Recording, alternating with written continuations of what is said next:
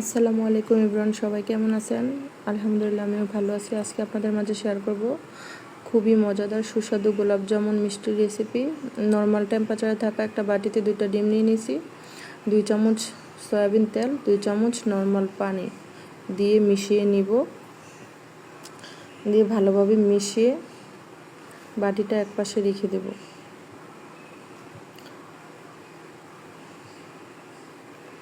তো অন্য একটা বাটিতে আমি 1 কাপ পরিমাণ গুঁড়া দুধ নিয়েছি। আমি এখানে নিডু ব্র্যান্ডের দুধটা নিয়েছি, আপনারা যে কোনো ব্র্যান্ডের দুধ নিতে পারেন।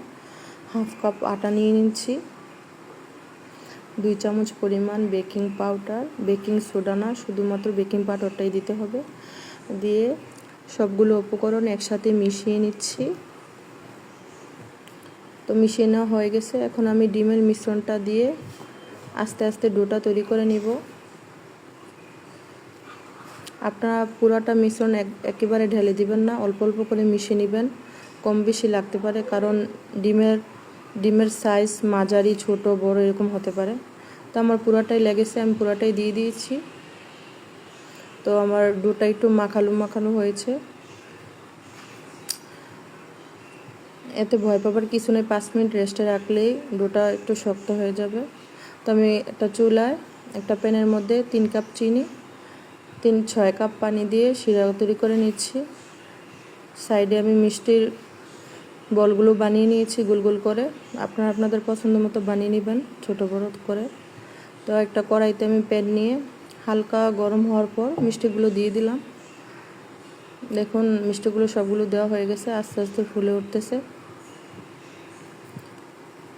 প্রথম অবস্থায় নাড়া যাবে না, 3-4 মিনিট পর আপনারা কাঠি দিয়ে আলতোভাবে নেড়ে দিবেন।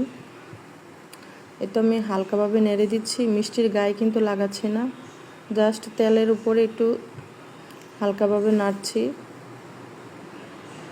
সাবধানে নাড়তে হবে, এই অবস্থায় মিষ্টিগুলো অনেক নরম থাকে।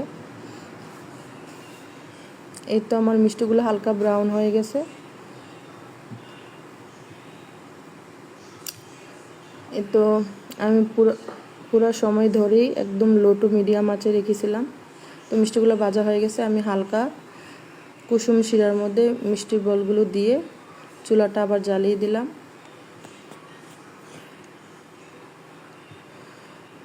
আমি 10 মিনিট রাখবো। 10 মিনিট জাল করে নেওয়ার পর দেখুন আমার মিষ্টিগুলোর অবস্থা কতটা ফুলে একদম দ্বিগুণ হয়ে গেছে।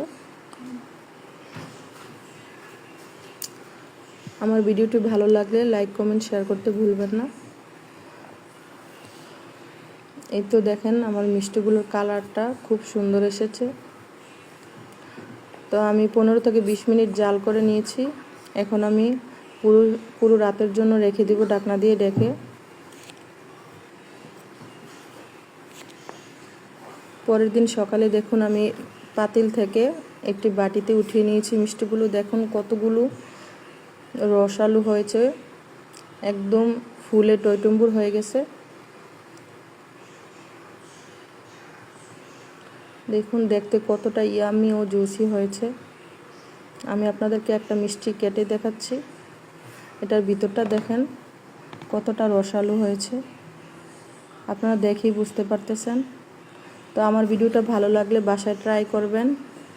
তো সবাই ভালো থাকবেন, আল্লাহ হাফেজ।